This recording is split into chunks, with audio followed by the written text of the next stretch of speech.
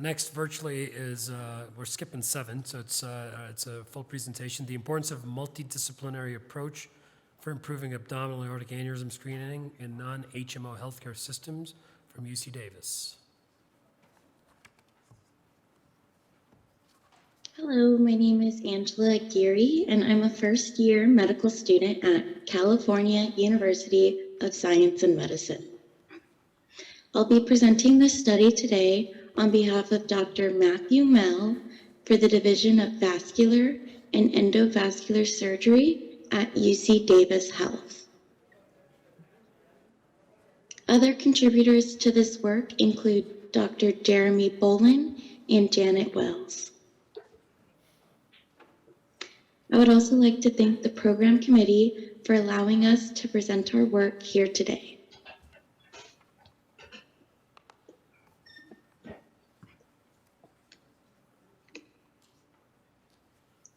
The United States Preventative Services Task Force recommends a one-time screening for abdominal aortic aneurysm with ultrasonography in men aged 65 to 75 years who have ever smoked. Medicare covers the cost of screening for those who fit this criteria under the Screening Abdominal Aortic Aneurysm Very Efficiently, or SAVE Act. The UK Multi-Center Aneurysm Screening Study, also known as MASS study, had a 13-year mean follow-up, and they concluded that screening resulted in a reduction of aneurysm-related mortality with an accumulated benefit throughout follow-up. Screening also resulted in a reduction of all-cause mortality. A systematic review for the USPSTF in 2019 confirmed that one-time AAA screening in men 65 years or older with a smoking history was associated with decreased AAA-related mortality and rupture rates. The USPSTF continued to support screening for at-risk patients. Meta-analysis of the screening trials estimated a statistically significant lower AAA-specific mortality that favored screening, as well as statistically significant lower rupture rates.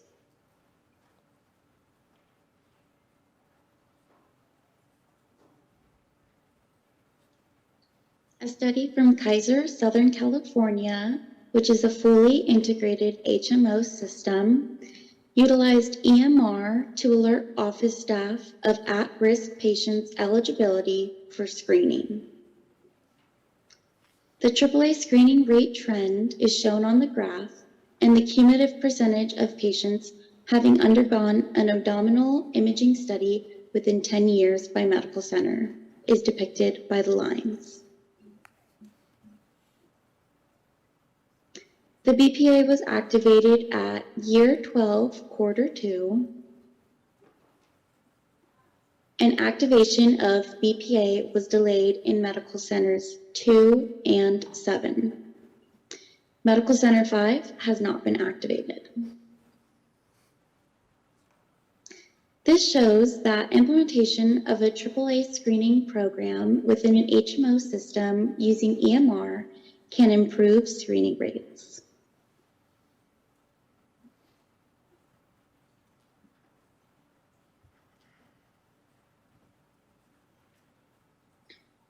Over 70% of U.S. Medicare beneficiaries are not enrolled in a fully integrated HMO healthcare system.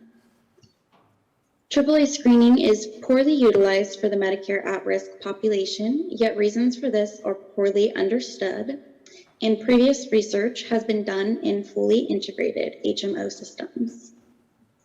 For this study, we sought to describe the current state and opportunities for improved screening in a non-HMO healthcare system, and this paper identifies modifiable factors to address poor utilization of AAA screening for the Medicare at-risk population. At-risk patients in a non-fully integrated medical center without a record of AAA imaging were identified from a sample size of 1,263. Qualified individuals after chart review were offered AAA screening by mail and then a follow-up phone call. A letter was mailed out first to notify participants of their eligibility for free ultrasound screening. 2 weeks later, we followed up with a telephone call to assess interest in having the ultrasound performed. During that phone call, we confirmed if they received the initial letter mailed out to them. Data collected included demographics, previous out-of-network imaging, as well as in or out-of-network status. Primary outcome was acceptance of screening, and if the patient declined, the reasons for refusal were documented, and all efforts were made to determine those reasons for declining. The follow-up phone conversation occurred with the patient or a relative of the patient, whether that be a spouse or a child. 2 attempts were made to try and contact the patient, each a week apart. The risk factors were identified and the understanding of the importance of the ultrasound screening were discussed with the patient. We assessed participants' interest in taking part in the screening study and encouraged all declined patients to follow up with their PCP.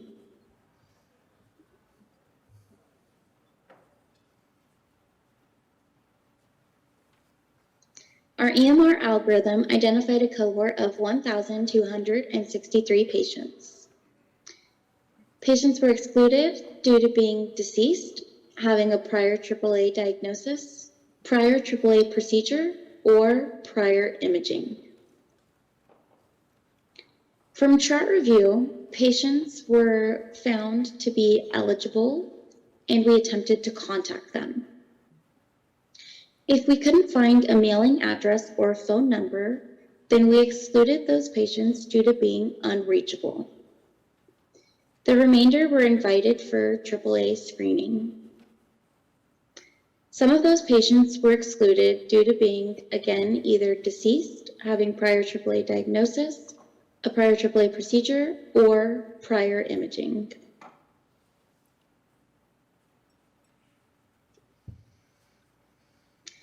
The total excluded from chart review was 568. 130 were deceased, 63 had a known AAA, and 375 had prior imaging. The total excluded from the phone conversation was 117. 57 were deceased, 6 had a known AAA, 30 had prior imaging, and 24 were excluded for other reasons. The remaining 578 patients were eligible for screening.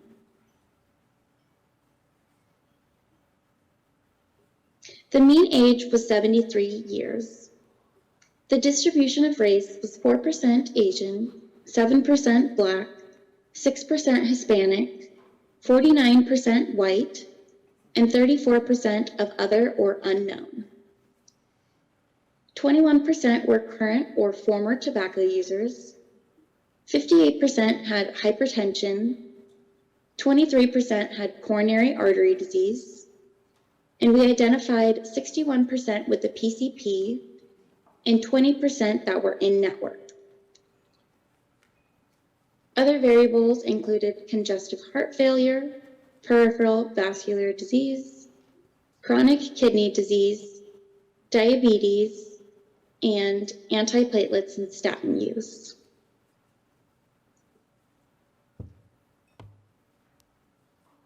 In-network patients with a sample size of 117 were more likely to have a PCP 95% versus 53%.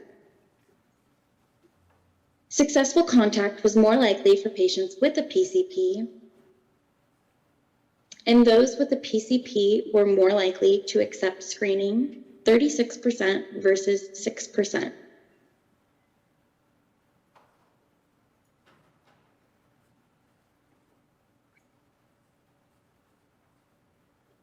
On multivariate analysis, having a PCP remained the strongest predictor of accepting a screening invitation with an odds ratio of 11.51 and a p-value of 0.03.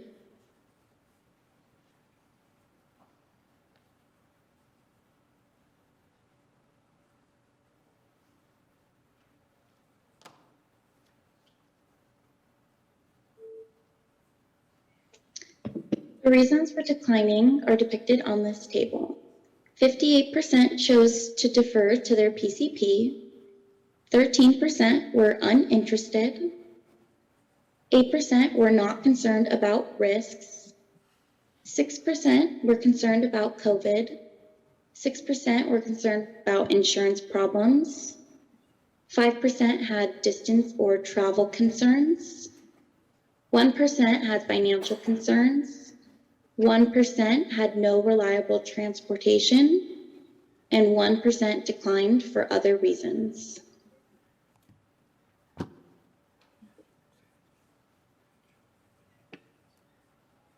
Of the 31.9% found eligible and completed screening, 13% were found to have an ectatic aneurysm, and 4% were found to have an aneurysm that required surveillance.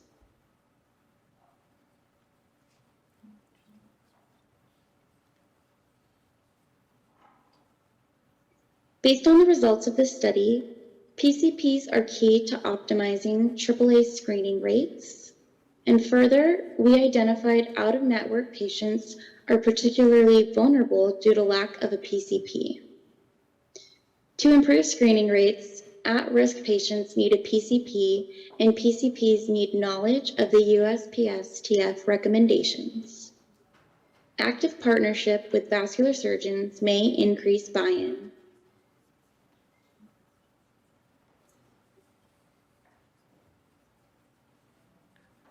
All right. Okay. All right, thank you. The paper's open for discussion. Just in the interest of time, we'll limit it to a question. Yazan. Thank you. Yazan Doueri from Atlanta. This is a very interesting paper, but I think one of the most interesting things in it is the fact that you've identified quite a bit of patients with prior abdominal imaging and prior abdominal aortic aneurysm diagnosis. Were you able to look into these patients and see if their aneurysms were appropriately referred to vascular surgeons who can act upon it if treatment is indicated, and those who have had a prior abdominal imaging, if this was actually looked at for aneurysmal disease? So for the review of it, the imaging was confirmed by a resident to see if it was actually aneurysmal or to disqualify them, but we didn't go in to see how the referral or how the diagnosis was placed and how the follow-up care for the aneurysm was for those that we disqualified for the study.